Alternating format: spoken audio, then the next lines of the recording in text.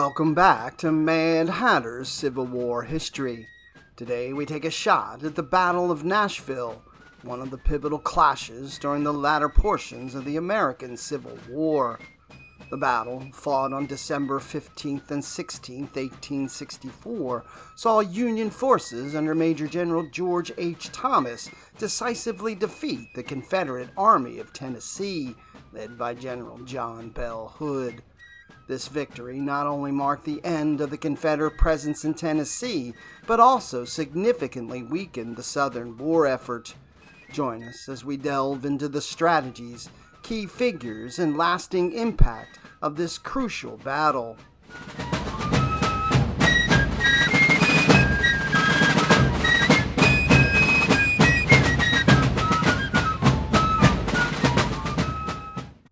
Major General George H. Thomas, 48-year-old commander of the Department of the Cumberland, and Brigadier General James H. Wilson, the 27-year-old Chief of Cavalry of the Military Division of the Mississippi, sat huddled over supper in Nashville's St. Cloud Hotel on the night of December 12, 1864. "Wilson, the Washington authorities treat me as if I were a boy," Thomas lamented. "They seem to think me incapable of fighting a battle." That night, Thomas was a commander faced with too many enemies. A few miles south, Confederate General John Bell Hood's Army of Tennessee stood on the outskirts of Nashville, where a winter storm had coated the hills with a paralyzing blanket of ice and snow. Thomas, meanwhile, was also besieged by demands from Washington and from Lieutenant General Ulysses S. Grant, headquarters at City Point, Virginia, to attack Hood or lose his command. "If they just leave me alone," he told Wilson, "I will show them what we can do." Thomas would be left alone just long enough to deliver on that promise, destroying Hood's Army of Tennessee in the Battle of Nashville on December 15th and 16th, 1864. Events foreshadowing the fight at the Tennessee state capitol began as Major General William T. Sherman set out on his march to the sea. To protect Tennessee from a thrust by Hood, Thomas was given command of a patchwork army of 29,000 men of the 4th and 23rd Corps under Major General John M. Schofield, along with 6,500 cavalry led by Wilson. At Spring Hill on December 29th, a rebel trap nearly snapped shut on Schofield, but the next day at Franklin, 18 miles south of Nashville, Hood's 30,000-man army suffered 7,000 casualties in head-on assaults against Schofield's entrenched troops. Still, Hood continued to advance his army toward the defenses of Nashville, where Thomas was concentrating his forces. In addition to Schofield's and Wilson's men, plus 4,000 Capitol garrison soldiers, Major General James B. Stedman's 5,200 troops were marching from Chattanooga, and 9,900 Army of the Tennessee veterans, led by Major General Andrew J. Smith, were en route from Missouri.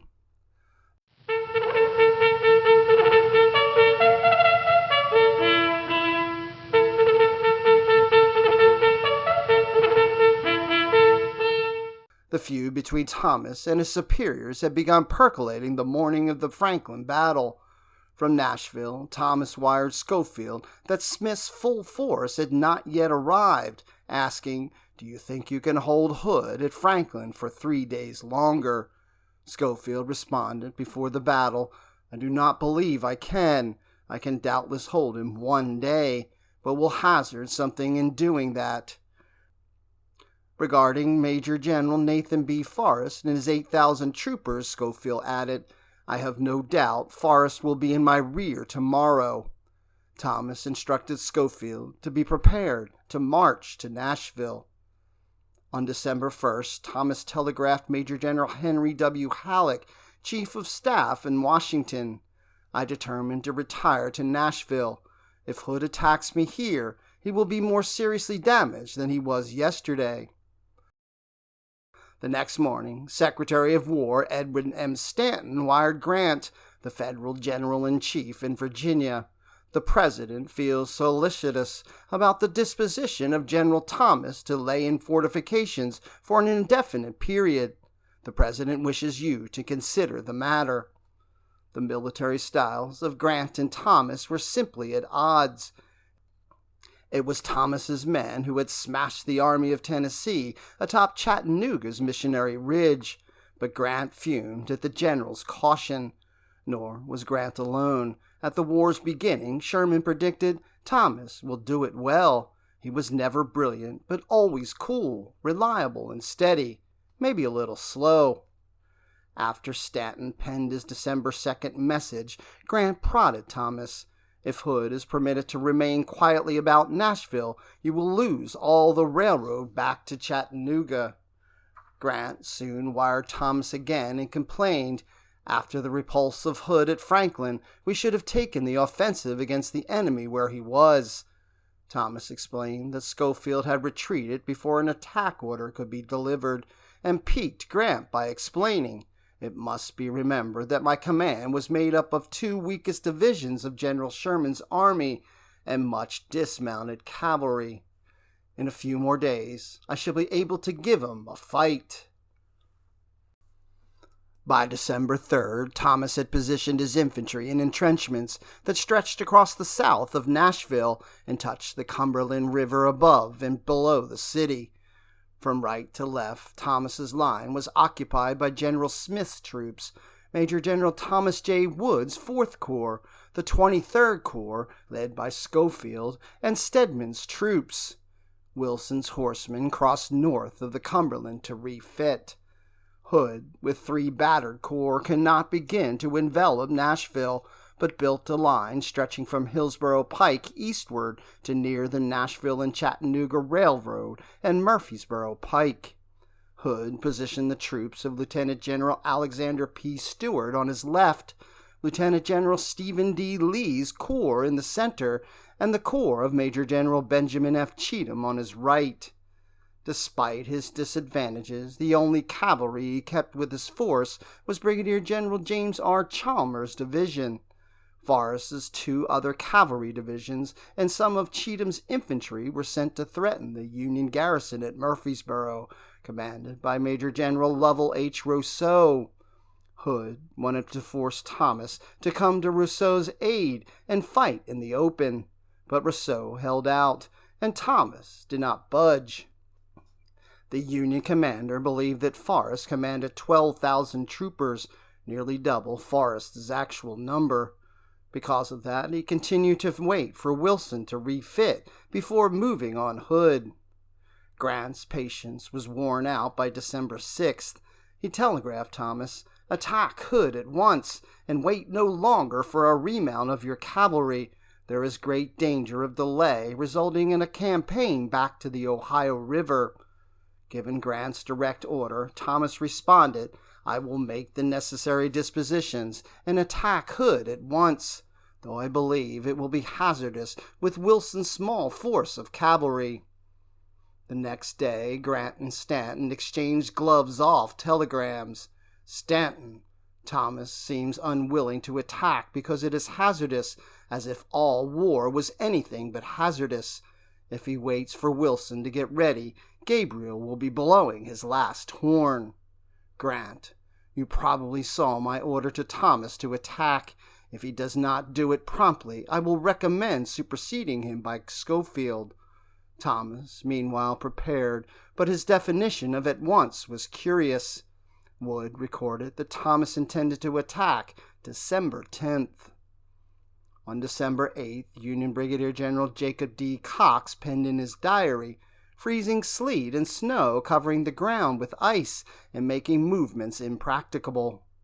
Unaware of Nashville's weather, Grant wired Halleck, "If Thomas has not yet struck, he ought to be ordered to hand over his command to Schofield." Thomas's career hung by the barest thread on the 9th, a day during which 3 inches of ice-encrusted snow coated Nashville. Grant again wired Halleck, "Please telegraph orders relieving Thomas at once and placing Schofield in command." The orders were drawn, But before transmittal, Halleck informed Grant of the storm in Tennessee, and Grant recanted. "I suspend the order relieving Thomas until it's seen whether he will do anything." The storm provided Thomas only a brief reprieve. On December 11th, when temperatures hit 10 degrees below zero in Nashville, Grant telegraphed Thomas, "Delay no longer for weather or reinforcements." Thomas could only reply, "I will obey the order as promptly as possible, however much I may regret it, as the attack will have to be made under every disadvantage." On December 12th, aware that Grant might sack him at any moment, Thomas ordered Wilson, who had 12,500 cavalrymen, perhaps 9,000 with mounts, to return his horsemen to the south side of the Cumberland.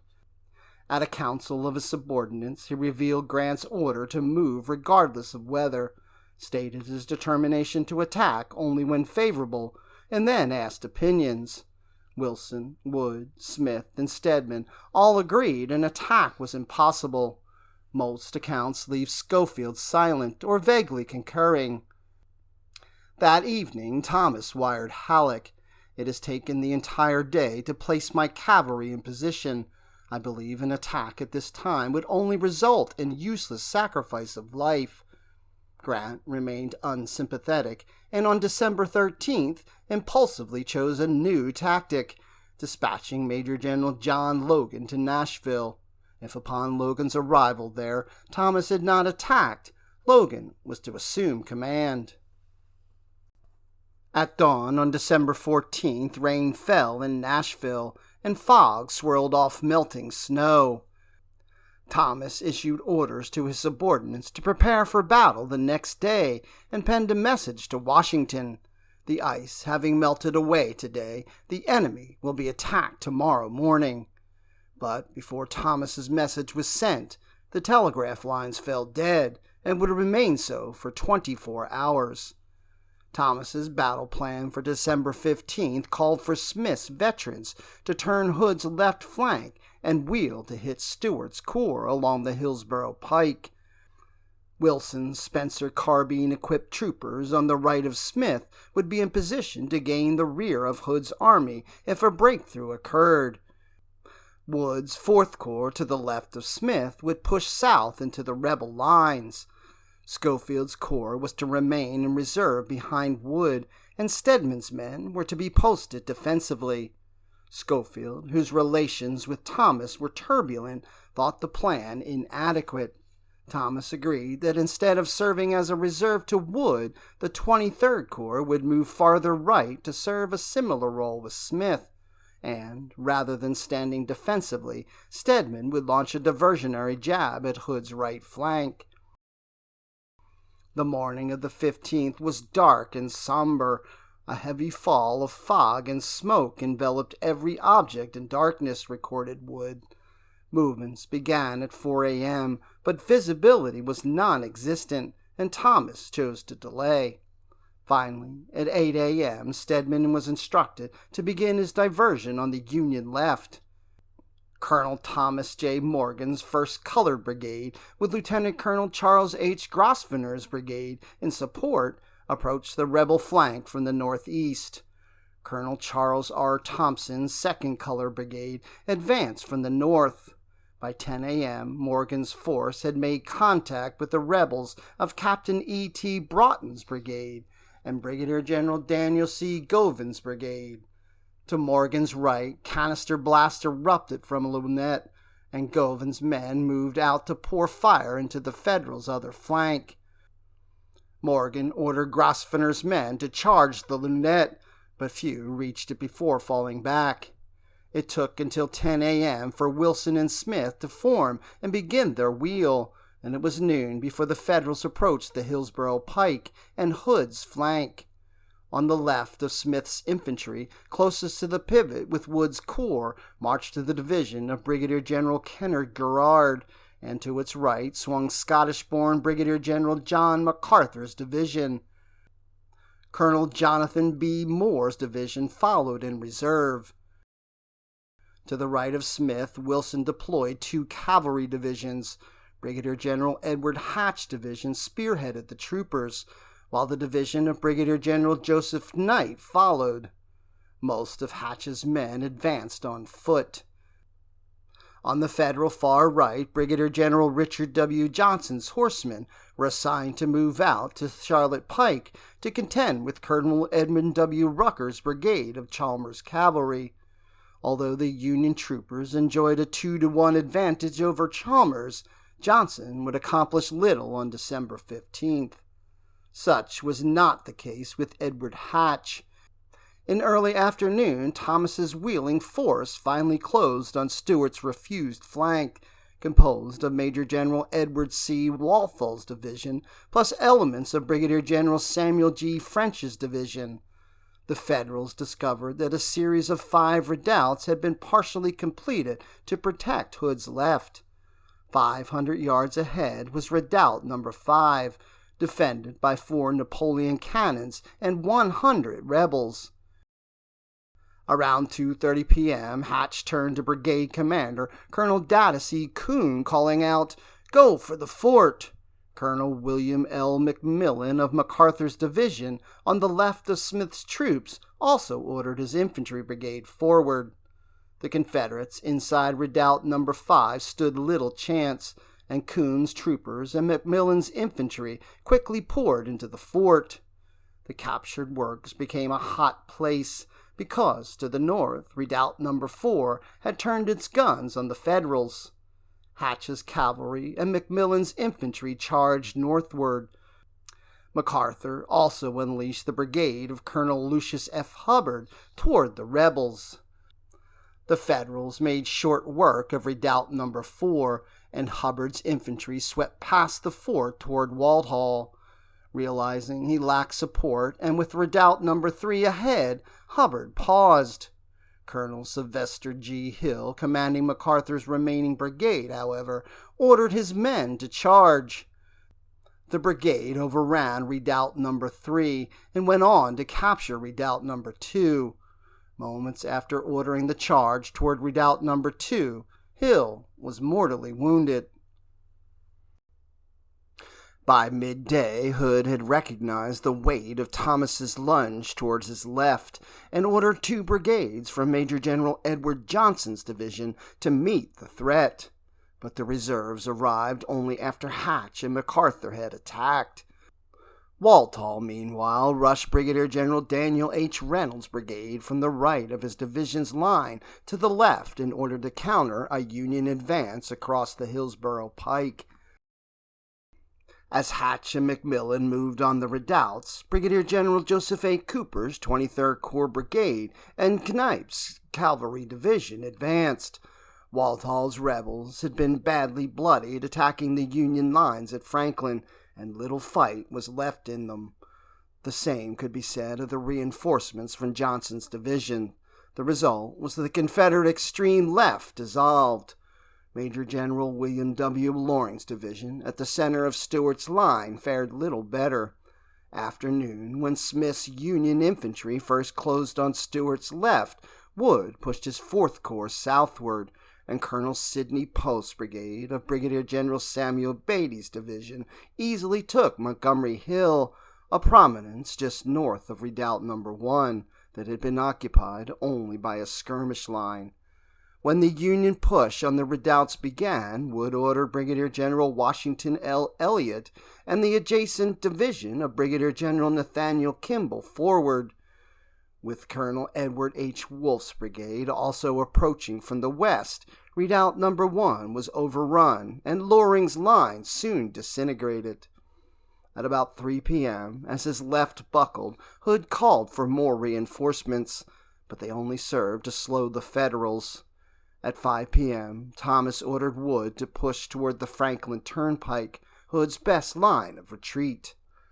By 6 p.m., Wood had crossed the parallel Granny White Pike and crossed to within 3/4 of a mile of the Franklin Road, but halted because of darkness. About 2 miles to the south, Colonel John Menger's brigade of the 23rd Corps tangled with Brigadier General Matthew D. Ector's brigade, commanded by Colonel David Coleman, which Wood had posted along a hill near the Granny White Pike. In the pitch-black darkness, Menringer took the rebels to be a sizable force and halted. The major fighting of December 15th ended with Wintory's early nightfall, temporarily saving Hood's army.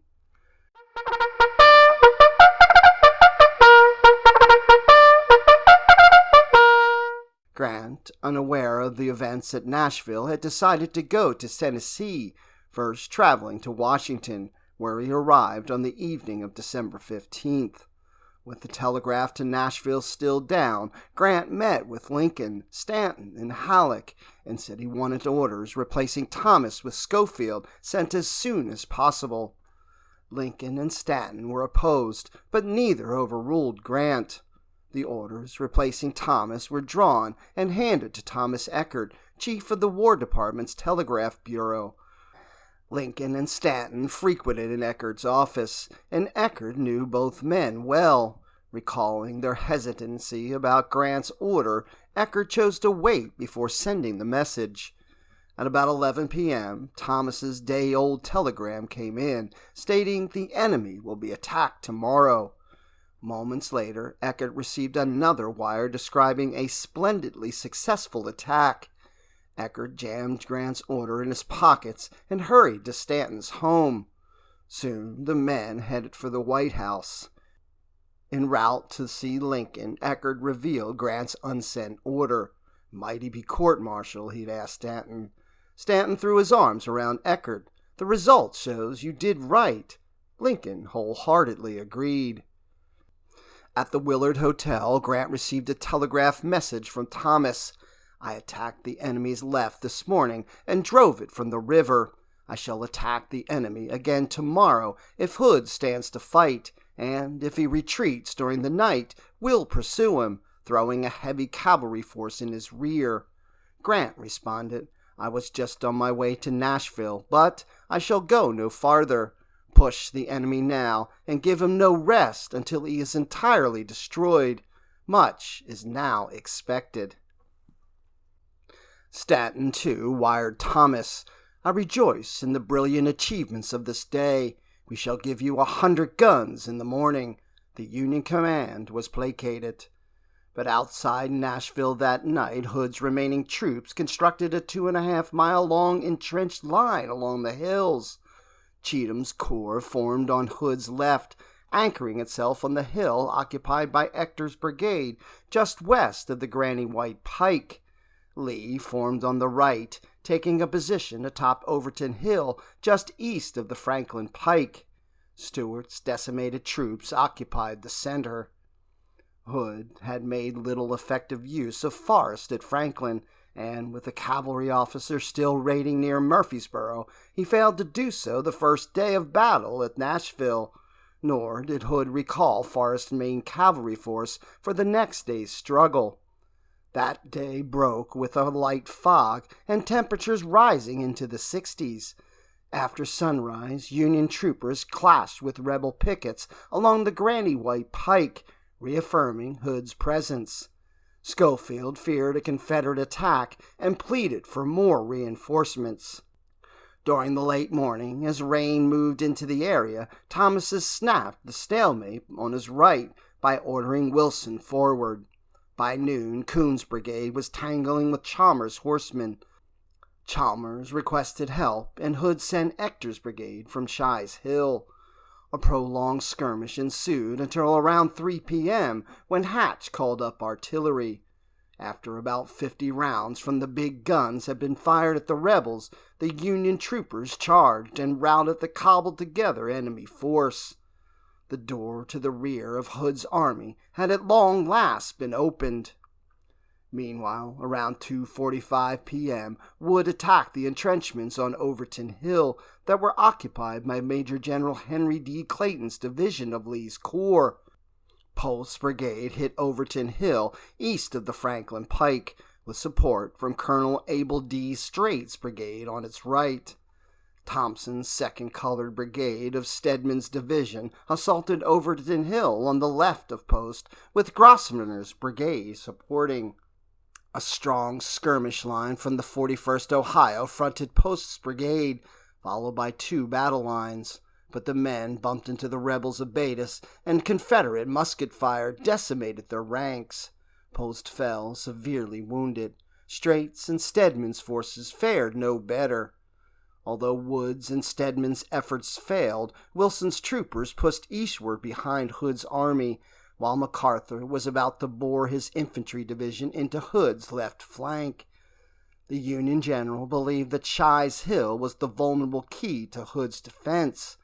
The Confederates had placed their line on the topographical rather than the military crest of the prominence and had difficulty firing down the slope. MacArthur approached Major General Darius N. Couch, commanding the division of Schofield's corps placed nearest to MacArthur's right, seeking aid in assaulting Shies Hill. Couch, however, seemed no more interested in advancing than his corps commander. Undaunted, MacArthur ordered his division to prepare to move forward, but Thomas told him to wait until Schofield's forces could cooperate. MacArthur, however, did not receive Thomas's instructions to wait. Thus, MacArthur's entire division, first McMillan's brigade, then Hubbard's and Colonel William R. Marshall's, would hit the rebels at a little past 4 p.m. Hood courted disaster by sending 4 brigades off Shies Hill to help beat back Wood and Stedman, and to help blunt Wilson's advance. Only 11 battered brigades from Cheatham's and Stewart's corps stretched around the hill. McMillan's regiment suffered some casualties on their approach, but the steep slope of the hill protected most of them, and they plunged into a maelstrom of fighting, and with Major General William B. Bates's thinly spread division. McMillan's brigade, with fixed bayonets, without a cheer or firing a shot, but with firm resolve, planted their colors on the very apex of that hill, proclaimed MacArthur. During the close combat, Confederate Lieutenant Colonel William M. Shy, commanding a group of fragmented Tennessee regiments, fought on until felled by a bullet to the head. In death, he gave his name to that hill. As Federals swarmed over Shies Hill, Wilson's troopers approached Cheatham's refused left and rear, and the combined weight of the Federal forces approaching from the south, west, and north unraveled the Confederate Army of Tennessee. Claimed Bate, the rebel line lifted from either side as far as I could see almost instantly and fled in confusion. Most of the butternut-clad soldiers tried to reach the Franklin Pike, where, according to Bate, the whole army seemed to be one heterogeneous mass and moving back without organization. Wood recalled that the Union advance rushed forward like a mighty wave, driving everything before it. Everything, that is, except Lee, who had vigorously attempted to hold his corps together. His divisions of Johnson and Major General Carter L. Stevenson broke, but Major General Henry D. Clayton's division, the last in Hood's line, retreated with enough cohesion to offer some resistance to the onrushing Fourth Corps. As Clayton's troops slowed the Federals on the Franklin Pike, Chalmers and his battered horsemen struggled to hold back Wilson's cavalry on the Granny White Pike. Just as on the 15th, nightfall proved to be the rebels' lone salvation, and Wilson decided not to pursue. Over on the Franklin Pike, Wood stopped a mile north of Brentwood Pass. Lee's fragile rebel rear guard paused at 10 p.m., about 7 miles north of Franklin.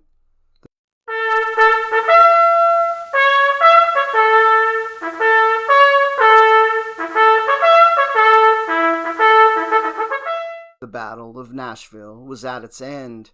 As his troopers halted for the night, Wilson heard a galloping horse approaching from the north and made out the bulky shape of his commander. "Dang it to hell, Wilson! Didn't I tell you we would lick 'em?" exclaimed an unusually animated Thomas. Over the 2 days of fighting, Thomas's forces had suffered 3,061 casualties. In return, the Federals had captured nearly 8,000 Confederates, killed or wounded another 2,300, and claimed 53 pieces of artillery. The Army of Tennessee was virtually destroyed. For 10 days following the Battle of Nashville, Thomas's Federals chased and skirmished with Hood's remaining troops through Franklin, Columbia, and Pulaski, crossing the Harpeth and Duck rivers. The return of rain and then snow, a misdirected Union pontoon train, and a rear guard of Forrest's full cavalry, and a force of hand-picked infantry under Walthall all conspired to foil Thomas's attempts to bag Hood. Hood's escape rekindled Grant's ire. On December 29th, after Hood had crossed the Tennessee River, Thomas reported to Halleck. In consequence of the terribly bad weather, almost impassable conditions of the roads, and exhausted country, it becomes necessary to halt for a short time to reorganize and refit. Thomas suggested he would wait until early spring to resume. Halleck wired Grant, "There is very little hope of Thomas doing much farther injury to Hood's army. You will perceive that he is disposed to postpone further operations. This seems to me entirely wrong." Grant shot back, "I have no idea of keeping idle troops in any place." For the next few months, at Grant's direction, Schofield's 23rd Corps joined Sherman in the Carolinas, and Smith's troops were transferred to Mississippi. Wilson's powerful cavalry force would operate largely independently for the remainder of the war. The 4th Corps, last vestige of Thomas's Army of the Cumberland, would move to East Tennessee in March of 1865 to keep Robert E. Lee's Army of Northern Virginia from escaping to the west. In the spring of 1865, Grant wrote his friend Sherman, "Knowing Thomas to be slow beyond excuse, I depleted his army." Thomas became little more than a departmental administrator. Despite being nicknamed the Sledge of Nashville, getting a January 1865 promotion to Major General in the regular army, and receiving the thanks of Congress for his Nashville victory, George H. Thomas's fighting days in the Civil War were over.